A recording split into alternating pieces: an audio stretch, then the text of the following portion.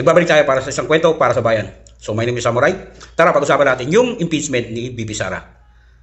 So ang sinasabi ng pinaka-main ground ng impeachment ni BP Sara ay yung kanyang sinasabing betrayal of public trust. So ang pinaka doon, basihan nila doon yung findings ng COA. 'Di ba? Findings ng COA. Yung sinasabi lang 125 billions na spent lang in 11 days. So pinaliwanag na 'yon kung ano. At yung kanyang DepEd confidential fund. Lahat 'yon na-liquidate niya. At doon nga sa nagbigay pa ng unmodified opinion, yung COA. So ibig sabihin, walang problema si BP Sara sa paggasta ng kanyang confidential fund. 'Di ba? So kahit na meron siyang unliquidated cash, kagaya ng sinasabi ni Atty. Rowena Guanzon, hindi pa rin ibig sabihin nun na ninakaw mo 'yun. 'Di ba? Kasi pwede mo pa namang ibalik 'yun. Pwede mo pang ibalik 'yun kung meron kang unliquidated cash. At ipag-uutos ng COA yung mismo na ibalik mo. Pero sa kanya, na-liquidate niya lahat. So ano magiging ground ng HOR kung ang pagbabasihan ng impeachment ni BP Sara yung findings ng COA? So ibig sabihin, doon sa reklamo ng impeachment ni BP Sara, wala talaga silang ebidensya, wala talaga silang patunay. Lahat yun, kwento lang at fabricated. Kaya ngayon, ang ginagawa nila, nagpi-fishing expedition sila, baka lang makabingwit sila ng proof o patunay para ma-impeach si BP Sara. Can you imagine? Gusto nilang isubpina yung mga bangko na ang bangko mismo ay protected ng bank secrecy law. Di ba? Sila yung nag-aakusa sa impeachment, pero sila mismo walang patunay na ebidensya na direktang may ginawang betrayal of public trust si BP Sara. Can you imagine that? Tapos ngayon, plano pa nilang isubpina yung mismong lawyer ni BP Sara. Di ba? Saka naman nakitang ganun. Sinabi na nga ni Atty. Respicio yan na merong parang pinagbabawal yan. Kumbaga nasa code of na bawal yang ginagawa mo. Can you imagine? So bakit nila ginagawa yan? Binibend nila yung batas para lang sa kagustuhan nilang manatili sa pwesto after 2028 at mawala si BP Sara pagdating ng 2028. Yung tipong hindi siya pwedeng kumandidato. Kasi natatakot sila ngayon na baka balikan sila sa mga pinaggagawa nila sa bansa natin. Di ba? Can you imagine kung itong mga to, kung itong mga nasa HOR na to, kung patas to, marami tayong mga national agency na may malalaking unliquidated cash involved. Billions of peso, hindi milyon billions of peso. Ang kini-question nila, kay BP Sara, yung 125 million confidential funds na masyado nilang pinalaki para lang sabihin na nagnakaw si BP Sara. Di ba? So ngayon, yung style nila na pag-fishing, style yan ng Liberal Party. Di ba? Style niyan. Fishing expedition yan. Wala talaga silang proof.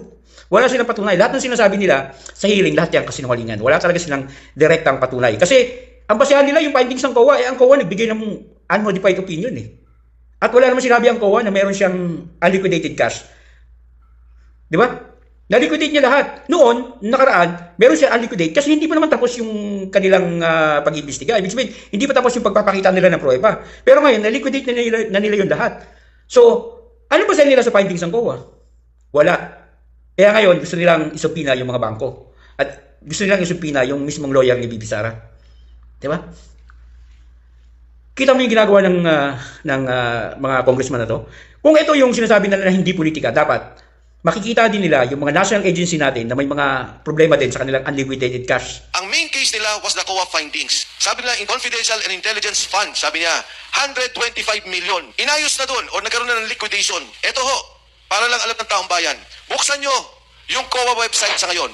Madali nyo, i-google nyo. Hanapin nyo national agency. Magkano ang unliquidated, suspended na mga funds of the different agencies. Department of Agriculture, 8 billion pesos. Suspended, unliquidated. Pagdating mo sa DSWD, 10 billion pesos. May investigasyon ba? May hearing ba? May tanggalan ba sa posisyon? Dahil wala namang impeachment yung secretary. Wala. Pagdating mo ng Department of Health, 9.5 billion pesos. Andyan no? Suspended, unliquidated. Pero nasa COA pa. Tingnan nyo yung DOH. Nakalagay pa doon about 125 million expired medicines or about to expire. Can you imagine? Ang Department of Agriculture, merong 8 billion na unliquidated cash. 8 billion. Ang DSW ay merong 10 billion. Tapos ang DOH merong 9.5 billion. Kasama na dyan yung nabubulok na mga gamot.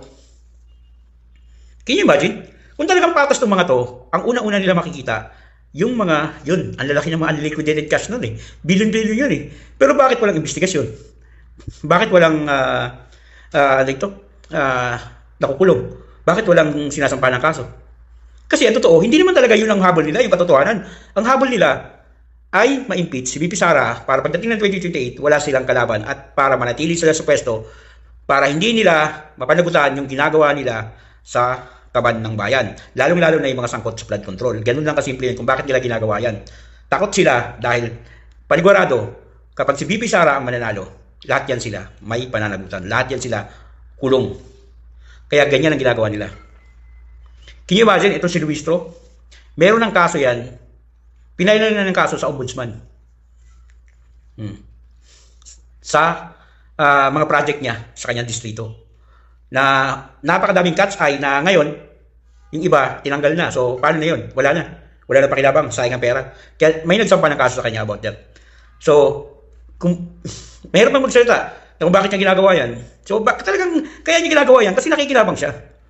Nakikilabang siya. At alam niya na kapag si VP Sara nakaupo, meron siyang kalalagyan. Yung una ko talagang mga TikTok account, lahat yung political. Tatlo yun sila, political yun. Tapos pinalitan ko kasi maraming nagagalit, maraming. Pero ngayon, parang naisip ko, parang hindi ako pwedeng, parang bilang Pilipino, hindi mo na pwedeng, baliwalain yung ganito. Kasi ang tingin sa atin sa laula na eh. Ang tingin sa atin yung parang wala nang kwenta. Di ba? Can you imagine? Problema nga lang ng mga driver, hindi na masolusyonan. Yung pangangailangan nila, hindi pa maibigay. Yung pang araw-araw na dapat income nila, hindi maibigay. Di ba? Samantalang napakasimple lang yan. Okay, ilibre mo yung gasolina nila at bigyan mo yan ng per day na sahod. Magpipick up ng mga ano yan. Di walang problema yung mga commuters natin. Di ba? Tapos meron silang pa-free ride na ang mga bus nila ay parang bus ng kulungan. Isipin mo naman yun. Yung mismo mga mamamayan hindi binibigyan ng dignidad. Ganon sa laula tong natin. Walang kwenta, wala din kasing dignidad kaya ganyan ang galawan.